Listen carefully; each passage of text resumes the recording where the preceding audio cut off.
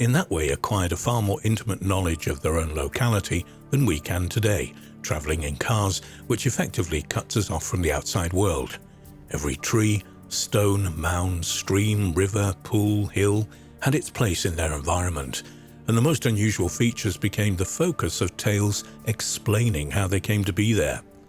Many standing stones were once given devil names, perhaps at a time when Christianity became the predominant religion and many of the earliest sacred sites came to be regarded as the haunt of the devil.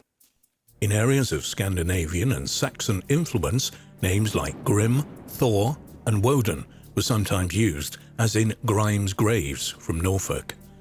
Most devil sites are in England, particularly the south, with a few in Wales and Scotland, whereas places attributed to giants are largely in the west, with very few in central and eastern England, but many in Cornwall and North Wales.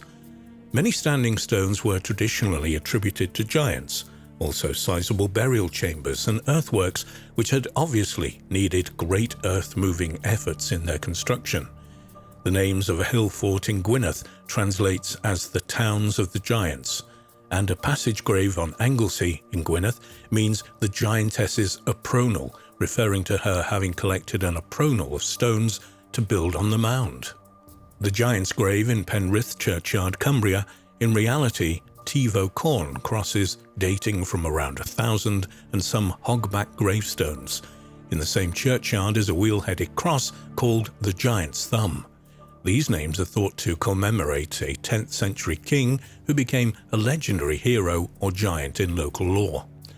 Since the 12th century, Stonehenge has also been called the Giant's Dance in some quarters, and the mighty stones of Callanish in the Western Isles were said to be giants turned to stone for refusing to embrace the Christian religion. Ancient sites, usually cairns or barrows, were often believed to be fairy haunts.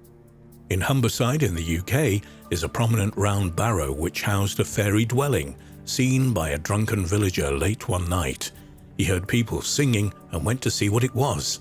Through an open door in the side of the mound, he could see people banqueting at large tables. One of the people saw him and offered him a cup.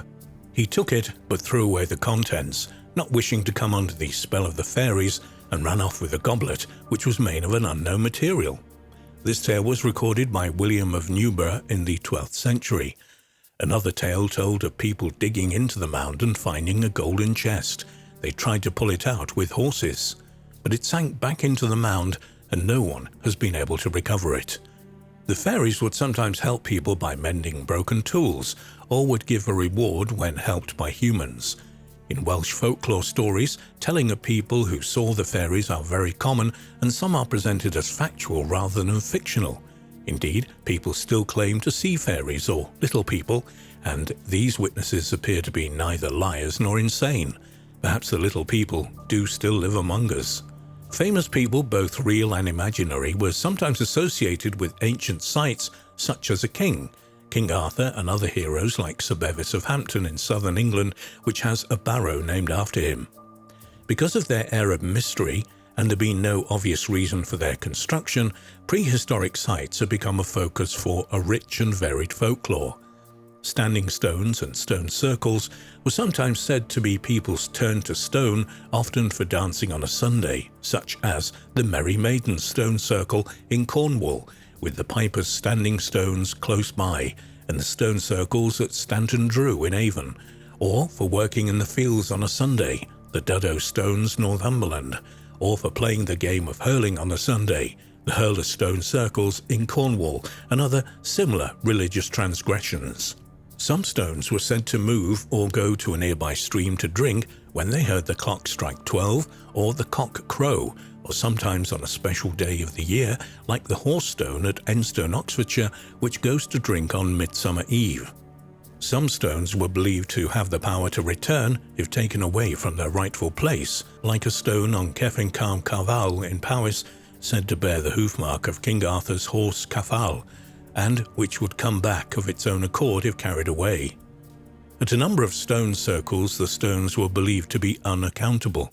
This was said of Stonehenge, the Rollright Stones, Long, Meg, and her daughters, the Callanash Stones. The same story was told of a few chambered tombs and when folklorist Leslie Grinsell visited the countless stones near Aylesford in Kent in the late 1940s, he found numbers chalked on the stones showing that the tradition was still alive. Prehistoric stones were often believed to have healing properties, and these sites were regularly visited by the sick, who performed the necessary rituals and thus hoped to be cured. Stonehenge was one such site, as recorded by Geoffrey of Monmouth in the 12th century. For in these stones is a mystery and a healing virtue against many ailments, for they washed the stones and poured the water into baths, whereby those who were sick were cured. Moreover, they mixed confections of herbs with the water, whereby those who were wounded were healed, for not a stone is there that is wanting in virtue or leechcraft. People would crawl through whole stones, like the Menantold in Cornwall, or pass clothing through smaller holes in stones, as pregnant women did in Ireland in order to ensure a safe childbirth. At the Toothy Stane in Argyll, people with toothache would go and knock a nail or screw into one of the stones of this chambered tomb and expect to gain relief from their pain. Such practices may have developed as a result of people's awe at these strange monuments, but there are other customs which strongly suggest that the rituals originally performed at prehistoric sites had been handed down through the generations, although in a greatly degenerate form. On Orkney, sick people would walk around the stones of Stenness 3 times with the sun, Diesel, and similar rituals were practiced elsewhere, for example at holy wells, as described in more detail in Ahu v Sacred Waters, and sometimes even at Christian churches. In 1650, the Synod of Argyll was trying to stop people walking sun gates around the church before going in for divine service. Whether or not these customs were derived from prehistoric rituals, it's clear that the people of later centuries were much in awe of the prehistoric remains, so much so that they believed it was dangerous to interfere with them, and this belief may well have helped to preserve them to the present day. Anyone digging in a barrow could expect retribution of some kind, and it often came in the form of a thunderstorm or a ghost or ill health or bad luck thereafter following the offender and his family. In 1859, a farmer on the Isle of Man opened a barrow on his land and then sacrificed a heifer in order to prevent the retribution which he clearly expected. Apart from prehistoric sites, other landscape features were also rich in folklore, such as hills and bridges, and the lore even extended offshore, in those areas where the sea has in previous centuries inundated the land. This has happened within living memory at Dunwich on the Suffolk coast, and indeed is still happening. The church bells are said to be heard ringing from time to time from beneath the waves. Off the west and north coasts of Wales are said to be areas where the sea has drowned the land. A fertile stretch of land 40 miles long between the Teifi and Bardsley Island, which was defended by the sea by an embankment and sluices. According to the legend, one night in the 5th century, when the keeper of the embankment was drunk, he left the sluices open and the sea broke through, and only a few inhabitants of the 16 cities survived. When the sea is still, it is said that the remains of buildings can be seen through the clear water, and in rough weather the church bells can be heard. The most famous of these sunken lands is of course Lyonesse, said to have extended west from Cornwall as far as the Scilly Isles. It was drowned by the sea in an immense cataclysm in the distant past, a few projecting rocks being all that can now be seen above the surface. The Cornish coast at Lanks End, there once only lay the note legendary land of Lyonesse.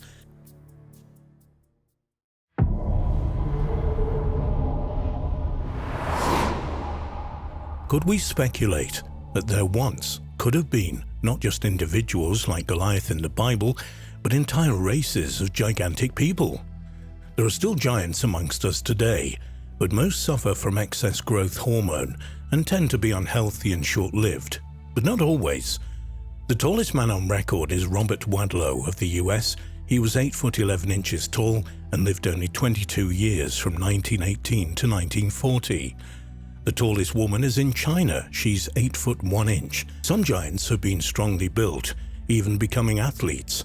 Many modern basketball players are around 7 feet in height.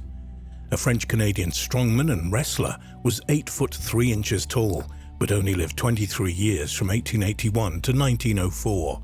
Argentine wrestler Jorge Gonzalez was 7 feet 7 inches tall.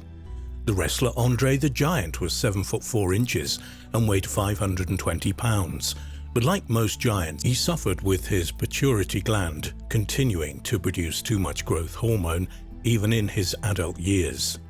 This causes the hands, feet and jaw to grow unusually large and causes a variety of health problems. Entire modern tribes and ethnic groups can be extraordinarily short, like the rainforest pygmies of Africa. However, others are unusually tall, like the Watusi tribe of East Africa, where many of the men are up to 7 feet tall.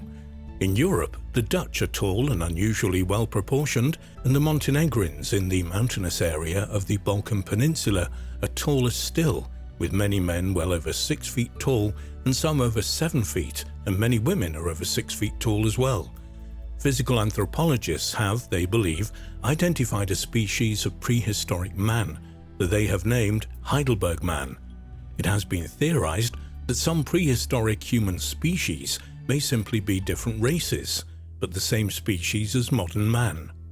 To support neo-Darwinism, as it's known, scientists had to discover supposedly primitive species, ancestral to us and related to other primates. Even the anthropologists admit that they can't always be sure if a specimen is Heidelberg man, Homo erectus, or Neanderthal man. Heidelberg people tended to be large and had an average brain size of 1,250 cubic centimeters compared to modern man's 1,400 cubic centimeter average, and most were no taller than modern people.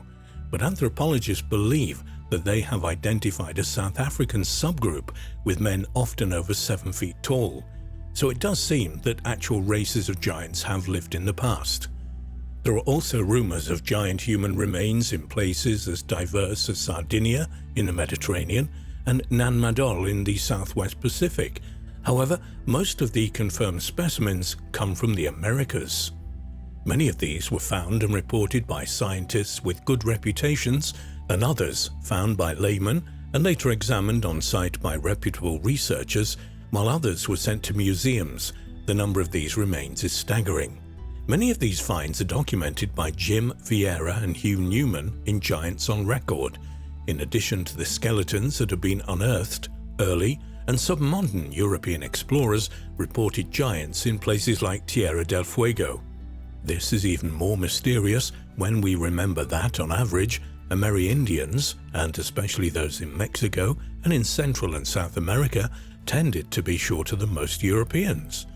In North America, there have been a couple of unverified claims of 14-foot skeletons, but most of the giants reported range from around 6'6" to well over 7 feet, with some 8 and 9 footers and a very few of 10 to 12 feet. They have been found everywhere, and many of these were found in the mounds built by several ancient Amerindian civilizations, but most were in the eastern and southeastern United States and along the Mississippi and Ohio river valleys. Vieira and Newman have documented some 1,000 finds in the US and 500 more in other parts of the world. In addition to the finds and the reports of early explorers, many of the Amerindians had legends of giants.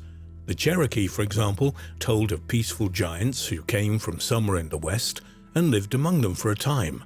There are also tales from Nevada of red-haired giants whom they wiped out, and there are unverified claims by European settlers in the region of skeletons up to 9.5 feet tall.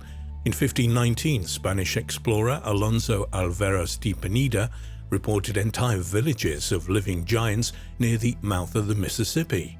Magellan and Sir Francis Drake both reported giants up to 7.5 feet tall in Patagonia. An image of Dr. Frederick Cook in Patagonia in 1897 shows the 5'9" tall explorer flanked by 2 Patagonian men about 6'10" tall. An estimated 7-foot human skeleton was found in Ohio's mysterious Serpent Mound, located in what remains of an ancient asteroid crater. Giant tools and weapons have been found in other Ohio mounds, although skeptics claim that they were merely ceremonial. This may or may not be true, but some of them allegedly show signs of wear, as if they had actually been used by people of great strength.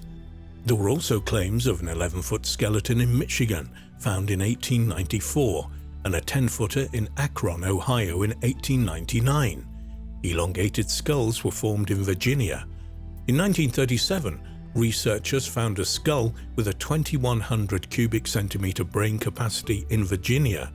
Even the Smithsonian Annual Report of 1873 admitted the discovery of a 36-inch diameter human skull in Illinois.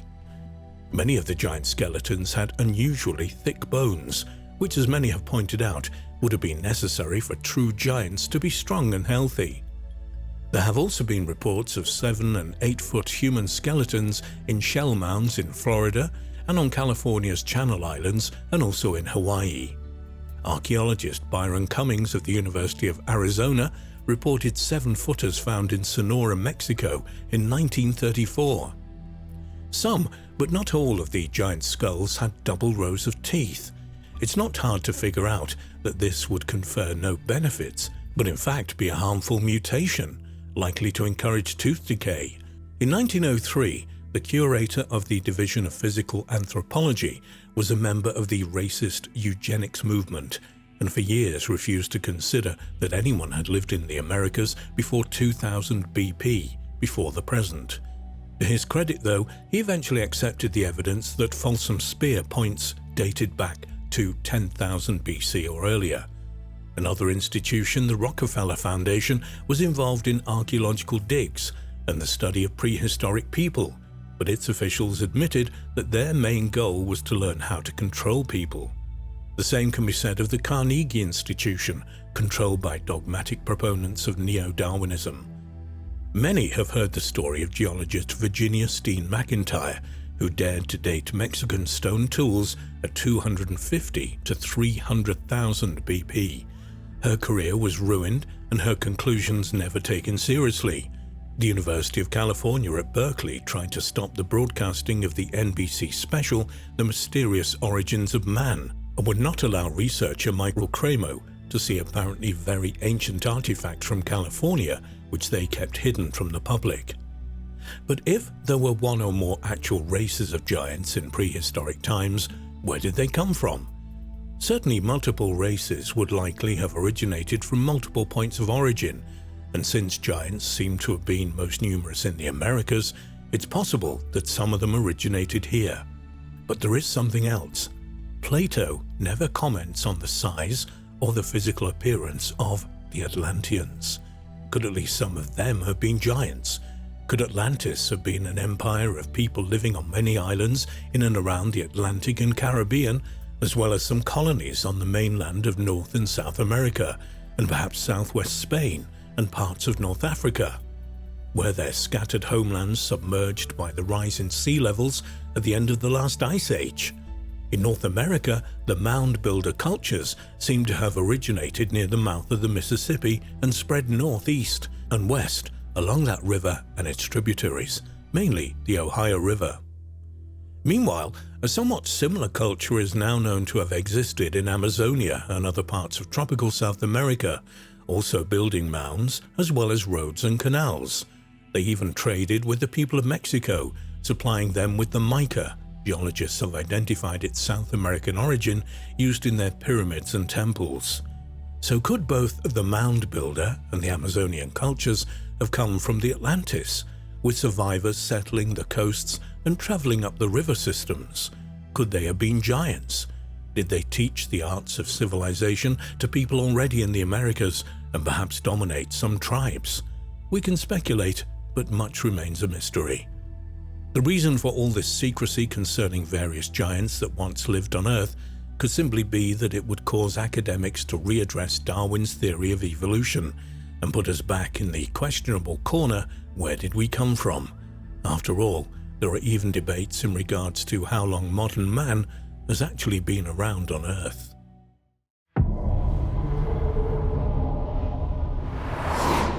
One of the greatest archaeological mysteries is the discovery of giant skeletons in 3 western states, California, Arizona, and Nevada. The huge remains found in large stone sarcophagus, caves, and Pueblo burial grounds predate the Native Americans in many cases. Some tribes worshipped men of huge stature who inhabited the region before they arrived. Who were these giants? When did they exist? What happened to them? In 1833, soldiers uncovered a particular level of gravel and stone cement in Lompoc Rancho near Point Conception, California. When the workers broke through it, they were startled to find the skeleton of a 12-foot-long man. This giant had been buried in a massive stone coffin. On closer inspection, the men found that the giant possessed a double row of both upper and lower teeth. Relics buried with the skeleton included several huge stone axes and 2 giant spears. More bones of a giant were excavated on Santa Catalina Island. Accompanying the man were the charred remains of a small species of elephant, which he evidently had roasted. Incidentally, the big guy ate that elephant with a double row of choppers, both upper and lower. But what is the significance of these elephant remains? Remarkably, it suggests that the giant lived there at least 10,000 years ago, the age at which American mammoths became extinct. Elsewhere on Santa Rosa Island, someone found a skeleton of a giant which not only had double rows of teeth, but also artifacts identical to those found at Lompoc Rancho, such as massive stone axes and enormous spears. Similarly, on Santa Cruz Island, another giant skeleton was found. This one was sent to the National Science Foundation in Washington, D.C. However, it was promptly misplaced. Furthermore, at Santa Barbara, a cave full of giant skeletons was found. Unfortunately, the entrance to the cave was sealed shut before proper excavation could be conducted. In 1895, the Chicago Record reported that fossilized remains of men and women who had been 8 to 9 feet tall were found in California. More importantly, their bones were found in the same rock layer as those of extinct mammoths like the bones from Santa Catalina. Earlier in 1891, Crittenden, Arizona, workers were excavating the remains of an old building when they came across an enormous stone sarcophagus at a depth of 8 feet. When archaeologists opened the tomb in front of a large, curious crowd which had gathered, the scientists found a huge mummy case which had been built with blocks of red rose granite. When it was broken open, everyone was disappointed to see only a handful of dust, all that remained of an ancient giant whom the ages had pulverized.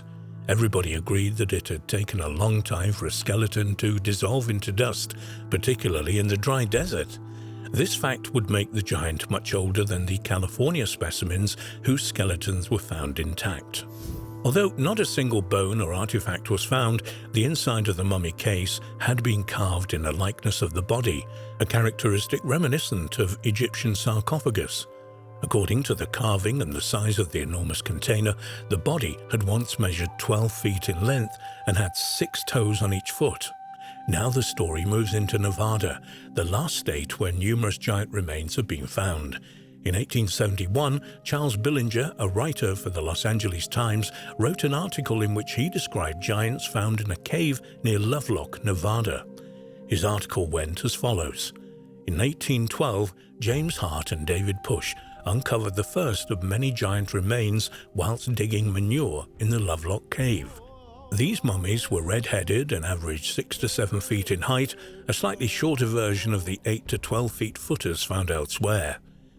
Many archaeologists and anthropologists have since come to examine the smoke-stained cave, which is located 22 miles from the town of Lovelock. Attempts to date the remains have resulted in ages ranging from 3000 BC to 1850 AD.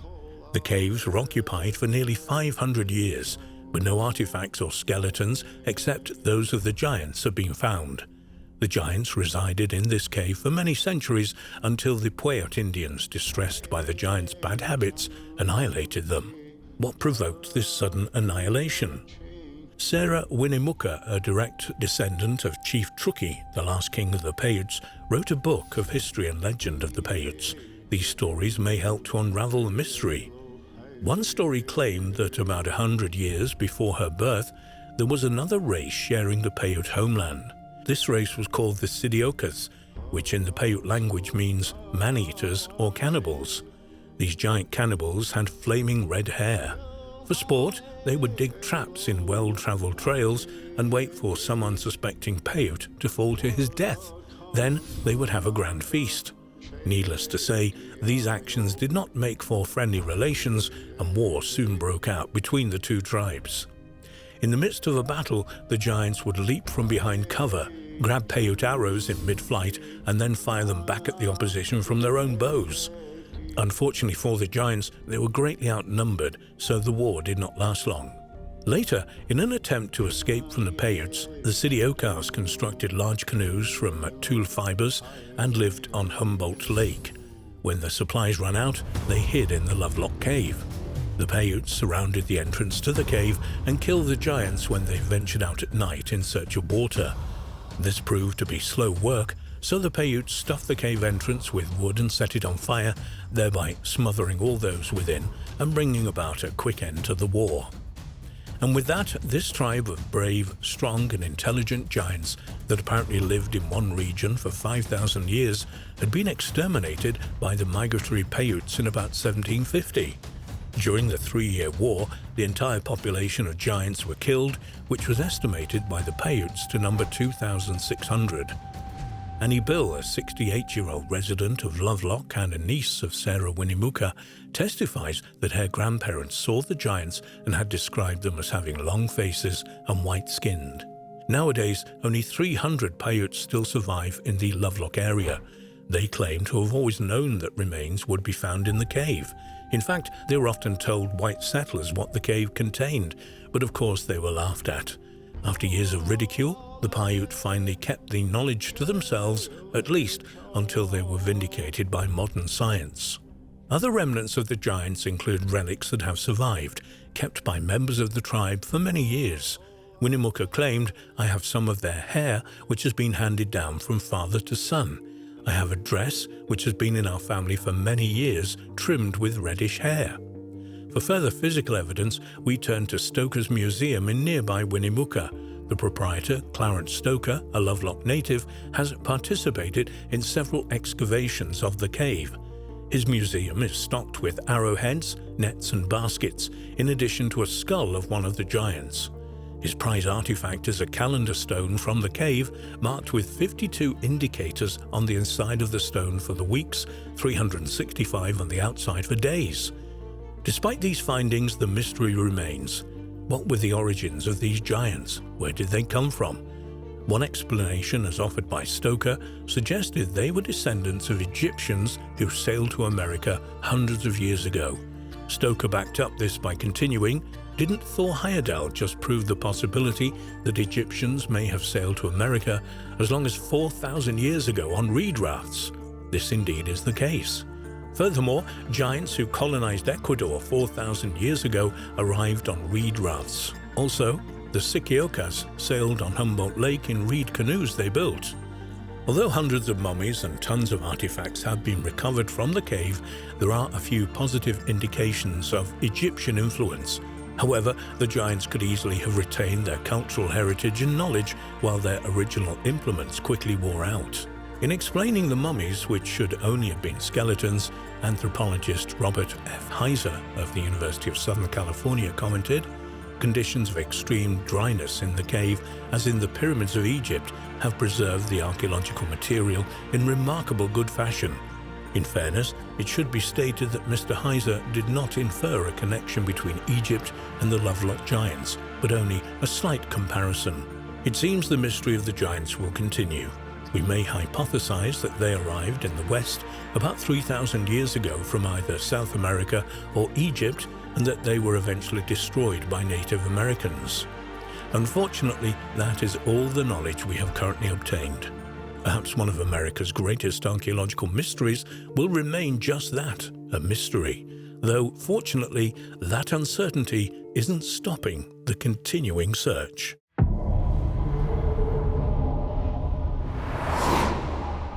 The Bible contains many stories of races of giants which once existed on Earth. Giants also appear in one form or another in the folklore, myths and legends of most countries. Additionally, there are recent cases of the actual remains of giants being discovered, like the Cardiff giant of New York.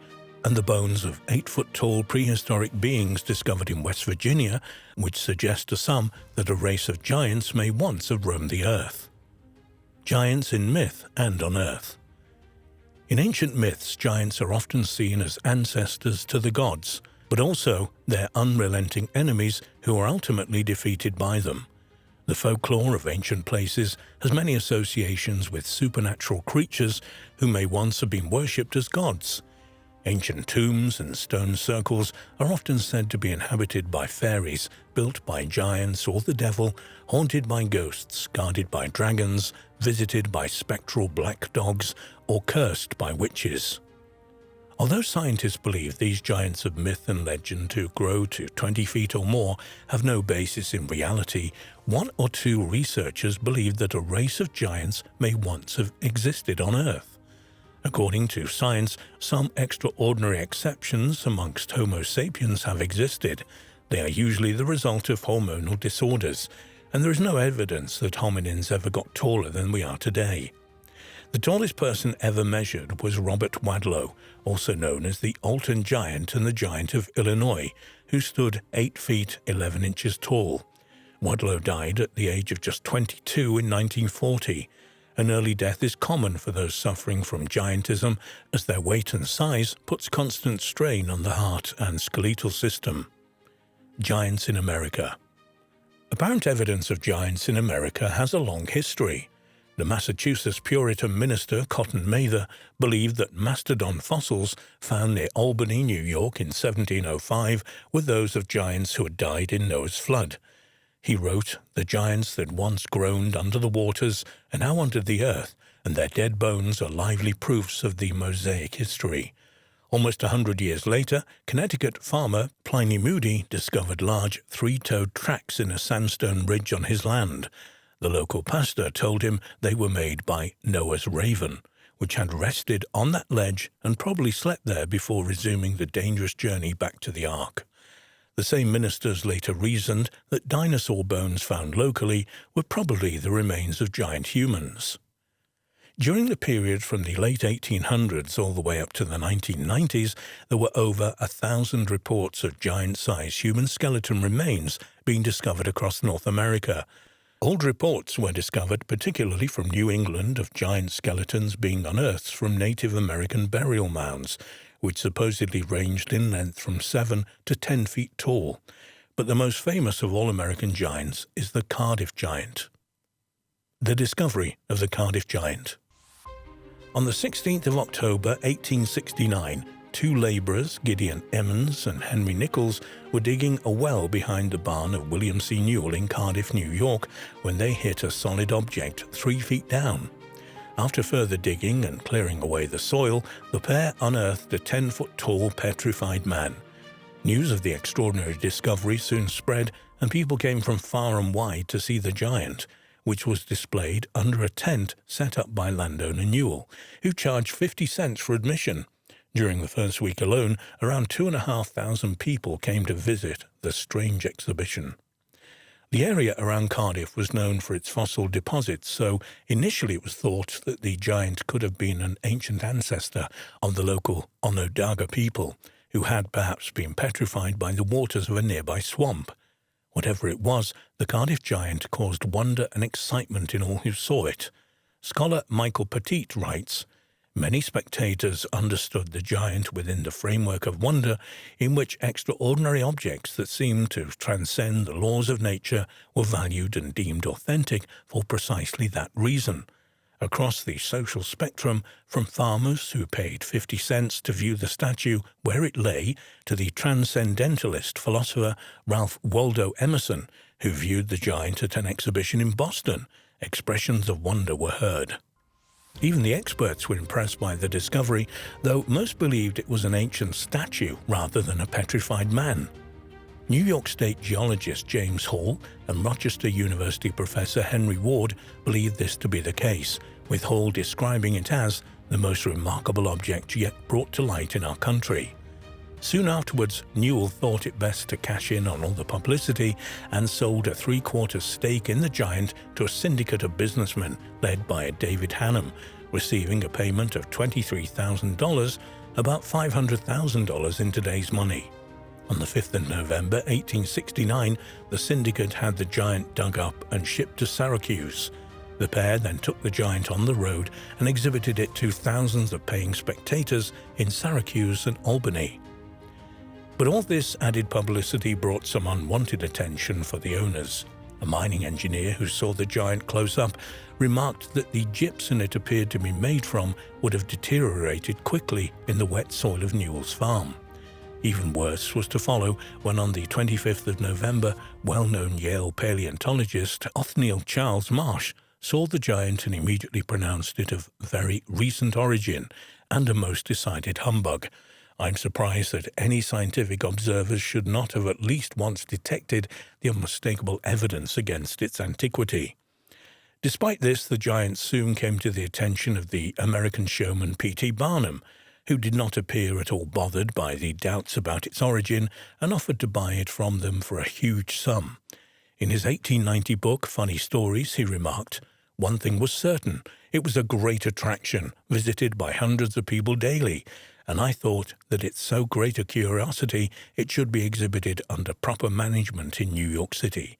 I therefore approached the proprietors, and I said I will give you $50,000 for your Cardiff giant as it is." But the syndicate declined the offer, so Barnum decided to make an exact copy of the giant and arrange for its copy to be exhibited at a museum in New York. According to Barnum, it was a considerable attraction and drew crowds of visitors, while the original was lumbering away along the North Hudson River, stopping at towns on the way. The syndicate tried to bring an injunction against Barnum, but the judge told them, "Bring your giant here, and if he swears to his own genuineness as a bona fide petrifaction, you shall have the injunction you ask for." Unable to do this, the businessmen were at a loss what to do, but their problem was soon solved by a shocking revelation. The real origins of the giant. On the 10th of December, George Hull, a businessman from Binghamton, New York, confessed to the press that he had created the Cardiff giant. On February 2, 1870, the Chicago Tribune published an exposé on the Cardiff giant that included confessions from the masons who had worked on it. But it wasn't a hoax perpetrated just for fun, as many were in the late 19th century North America. Hull, an atheist, worked as a tobacconist in Binghamton, New York in 1867. He visited Ackley, Iowa for business, and while there had an extended discussion with a traveling Methodist revivalist preacher called Reverend Turk. The pair argued over the biblical passage from Genesis, which states there were giants in the earth in those days. The preacher insisted that everything in the Bible, including that phrase, should be taken literally. Hull disagreed vehemently, but Ackley's extreme opinion provided him with the inspiration he needed for his hoax. It took Hull over 2.5 years and cost him around $2,600 to make the Cardiff giant from a 5-ton, 4.5 metric tons, block of gypsum he had quarried in Fort Dodge, Iowa. Hull searched far and wide for the right burial location for the giant, eventually settling on Cardiff, New York, about 60 miles from Hull's home in Binghamton. Hull's cousin was none other than William Newell, and it was his farm that Hull used for the burial spot. It was Hull and Newell who had hired the two workers to dig a well at the farm, instructing them exactly where to dig. The Cardiff hoax seemed to have worked so well as people wanted it to be real. Many at the time believed it to be genuine, partly because its existence appeared to confirm the literal truth of biblical statements about giants roaming the earth. Ken Feder, author of the 2001 book Frauds, Myths and Mysteries, believes this to be the case, though he thinks other factors were at work. He said, "The most obvious explanation is that the Cardiff giant confirmed biblical stories of giants. Then there were folks who probably knew better, the smart businessman in Syracuse. They saw that people were coming in to see the giant, using hotel space, and buying food."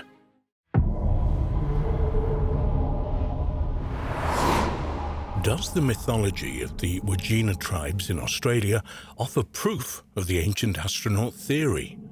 Creation stories about sky beings from the clouds and cave paintings that look like typical grey aliens of our modern world have some people convinced this is very much the case. Could there be more truth to the notion that extraterrestrials landed in what we recognize today as Australia and sparked the Wandjina tribes. And were these extraterrestrials the gods in the creation stories and myths of these indigenous people? The three Wandjina tribes, the Wurrara, the Nagarinyin, and the Wunnabul, had a history that went back thousands and thousands of years and was one that was uncontaminated by the outside world until the late 18th century, when the arrival of European explorers on the shores of Australia occurred.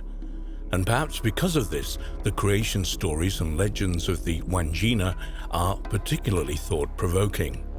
Without a doubt, one of the most compelling reasons to contemplate whether the tribe's roots go back to extraterrestrial contact in ancient times is some of the cave paintings that reside in the Western Kimberley region of northwestern Australia. This artwork is said to date back at least 4,000 years, if not earlier. The similarities between these figures painted somewhere around 2000 BC are undeniably similar to how we would perceive a grey alien being in the modern world. They clearly depict, for example, a head larger than their frame would suggest, as well as a pale, white-grey skin and larger black eyes. Did creatures such as these visit the ancestors of the Wandjina tribe thousands of years ago? While the depictions could be nothing but coincidence, we have to accept that these ancient people would have drawn exactly what they saw. Were the people drawing what we would recognize as a grey alien in the modern world? We should note that perhaps researchers as well as members of the Wandjina people themselves reject the notion that these cave paintings represent alien entities and instead claim they are simply representations of nature and the natural world their ancestors were surrounded with. It isn't merely the artwork, however. Many of their creation stories are similarly thought-provoking. For example, the first Wandjina people were said to be sky beings or spirits from the clouds who came to Earth from elsewhere in the Milky Way. Ultimately, they created Earth and all life, both animal and plant life, before eventually returning to their cosmic home elsewhere in the galaxy. Before leaving, though, they would teach humans the secrets of the arts, science, astronomy, and agriculture. Clearly, all of these aspects of the creation stories of the Wandjina people resonate almost perfectly with multiple other civilizations from around the world. Could this suggest that the legends of the Anunnaki, extraterrestrials who came to Earth millions of years ago, are the origins of these multiple creation stories, each one spawned as these alien colonizers spread ever outward, bringing their teachings to those who they found on the way? With these suggestions of alien connections to the Wandjina people, it's probably worth examining the legends of the supreme deity Jama and his apparent use of a flying machine. For example, in one location where this advanced vehicle arrived and left from, there was a baldness of the surrounding rock and trees that had severely damaged bark. What's more, when this vehicle came and went, it brought with it a monstrously loud noise. It's clear even to a skeptic that from a modern perspective, this could very well be describing a nuts and bolts aircraft, and a highly advanced one at that. And it's also worth recalling that multiple other cultures and civilizations around the world have similar legends of entities arriving from the sky in vehicles, or sometimes depicted as animals that make a brilliant noise upon arrival and whose flames often cause damage to the ground when arriving and leaving. It's also of interest to note that many UFO reports from Australia today feature the detail of a particularly loud noise when they're viewed. Might this suggest that whatever extraterrestrial presence was in this part of the world thousands of years ago still be here today? Could it be, for reasons unknown to us, that Australia is of particular interest and importance to these extraterrestrial visitors, maybe for its location or resources perhaps? It's also worth mentioning the Black Mountains that reside directly east, almost in a straight line on the other side of the country. Not only do these multiple black slabs make up the mountains there, slabs that could very well be the ruined remains of an ancient spaceport, but many pilots who fly over the region experience multiple issues with their navigation equipment. Might these ancient mountains be a further testament to an extraterrestrial presence in Australia in the distant past? What is of further interest to those who believe ancient extraterrestrial contact with the ancestors of the Wandjina people is more reality than myth are recent archaeological discoveries that would appear to corroborate at least certain Wandjina legends. Perhaps the best example would be the discovery of the remains of megafauna in the region. This matches very well the accounts of extraordinary large mammals in the Wandjina legends that state once shared the land with them. What's more, while mainstream scholars suggest that the northwestern parts of Australia were likely populated as far back as 60,000 years ago, the result of migrating peoples from Africa, the remains of objects at some sites in the region, suggest an origin that goes much further back to around 175,000 years at the very least. In fact, some researchers have suggested dates even earlier than that. With this in mind, we should also turn our attention to the work of Professors Alan Wilson and Rebecca Kane. In their paper, The Recent African Genesis of Humans, they would conclude that all human life could be traced back to the African continent somewhere around 200,000 years ago. However, not long after releasing the paper, they would publicly declare they had been wrong in their original conclusions and that their most recent findings suggested that the origins of Homo sapiens go much further back than people had previously thought, sometime around 400,000 years ago. And what's more, these origins began with the Aborigine people of Australia, who arose from two distinctive lineages.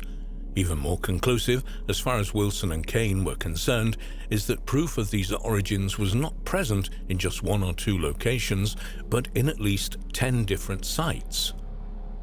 There is much to contemplate from Wilson and Kane's conclusions and how it might tie in with the creation stories of not only the Wandjina people, but also others around the world, all of which would appear to stem from one original source, those of the Anunnaki.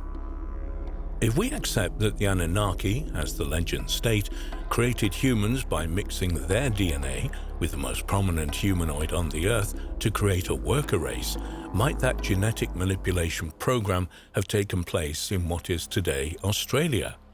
Might Australia essentially have been the Garden of Eden of biblical myth? It is certainly an intriguing speculation. Could Australia have much more of an active involvement in these potential events of the distant past than many might have thought? Was there a possible Anunnaki presence here in this part of the world, and might it be they who influenced the guided of the Wandjina ancestors of the Wandjina tribes? Could the origins of the Wandjina really be extraterrestrial in nature? And do many cave paintings in the northwestern regions of Australia look like grey alien beings, because that is exactly what they are? And might these grey aliens and the Anunnaki be one of the same? And if this is true, what does it mean for other similar creation stories around the world, as well as world history in general? Might such seemingly crazy notions of an extraterrestrial race coming to Earth thousands of years ago and then spawning a global human civilization, one that would in turn spawn the many civilizations of our ancient times, have more accuracy and truth to them than most would even dare to believe?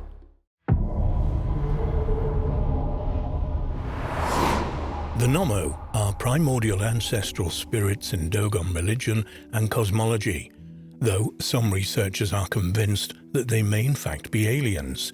In one story of the Dogon of West Africa, an ark descended to the ground, bringing advanced amphibious beings known as the Nommo. These beings gave the Dogon advanced information about an invisible companion to the star Sirius, which was extremely heavy and made of a special metal not found on Earth. It would one day be known to astronomers as Sirius B. The Dogon are an ethnic group of around 600,000 people, most of who live in the rocky hills, mountains and plateaus of the Bandiagara escarpment in the Middle Plateau region of Mali. The ancestors of the Dogon came from the area of Mande in southwest Mali and northeast Guinea, that was the center of the 13th century Mali Empire. After the collapse of this empire, the Dogon migrated to their current rocky home. The cliffs and difficult terrain where the Dogon settled offered effective protection from raids by slave traders coming from the desert, though they also resulted in the isolation of communities. When Mali became a part of French West Africa in the 1890s, the slave raids ended, and the Dogon were able to expand into the plains around the plateau. Unfortunately, this migration separated the Dogon from their religious sites, making room for Islam and Christianity. But the Dogon are still known for their intricate cosmology and extraordinary rituals that go with it. Their mask dances are now tourist attractions. Indeed, after a mask has been used in these ritualist celebrations, it is no longer considered sacred and is often sold to tourists. Dogon religion is devoted mainly to worshipping the ancestors and the spirits they encountered when they migrated across the western Sudan. For every 60 years, the Dogon perform a religious ceremony called the Sigui, corresponding to the duration of the life of the first Dogon ancestor. The ceremony occurs when the star Sirius appears between two mountain peaks and is celebrated over 7 years, during which time the great mask is carved from a single piece of wood. These masks are incredibly tall and symbolically complex, and their elaborate dance reenacts the creation of the Dogon culture. This and all Dogon ceremonies are organized by members of the Awa, a male initiation society with important ritual and political roles within the Dogon society. Awa society members are also responsible for the creation and performance of the masks, all of which portray the face as a rectangular box with deeply hollowed channels for the eyes. Sirius, also known as the Dog Star in the constellation Canis Major, is the brightest star in the night sky. The bright part of the binary is a blue-white star, 25.4 times as luminous as the Sun. Sirius was known as Sothis to the ancient Egyptians, who knew that it made its first heliacal rising, rose just before sunrise, of the year at around the time of the annual floods were beginning in the Nile Delta. In ancient Rome and Greece, the hottest part of the year was connected with the heliacal rising of the Dog Star, an association that remains in the expression Dog Days. That Sirius as a binary star was first reported by the German astronomer Friedrich Wilhelm Bessel in 1844. The companion was first seen in 1862 by Alvan Clark, an American astronomer and telescope maker, and came as a complete surprise to astronomers. Sirius B is 10,000 times dimmer than Sirius. Consequently, it's extremely difficult to see from Earth. In fact, astronomers were not able to estimate its mass until 2005, when they were able to use data from the Hubble Space Telescope. From 1931 to 1956, French anthropologist Marcel Gréel and his student Germaine Detelen worked in Mali and lived among the Dogon, mainly by talking to a blind hunter named Ogotemeli. They found that some elements of the tribe's mythology were similar to that of ancient Egypt, especially the importance of Sirius in their traditions. The pair also discovered that the Dogon possessed impressive knowledge of certain aspects of modern astronomy. This knowledge included the belief that the Earth and other planets rotate on their axis and orbit the Sun, that Jupiter possesses 4 moons, and that Saturn is surrounded by a ring. Although this is impressive, such information can be obtained without modern technology, as can be seen by the work of ancient Greek astronomers and Copernicus. But it's not this knowledge that is the source of the controversy surrounding the Dogon. The cause of the debate was the claim that Ogotemeli told the anthropologist that the Dogon believed that Sirius, in their language Sigutolu, has a dark, invisible companion with a 50-year elliptical orbit. This companion is extremely heavy and made of a special metal not found on Earth. In other words, Sirius B. Apparently around 15% of all Dogon adult males were initiated into the Sirius lore. But how could a remote people who lacked any kind of astronomical device obtain such information about an invisible star? Gréel first published this extraordinary data on the Dogon in 1948 and included it in a representation of the Sirius B system drawn by Ogotemeli.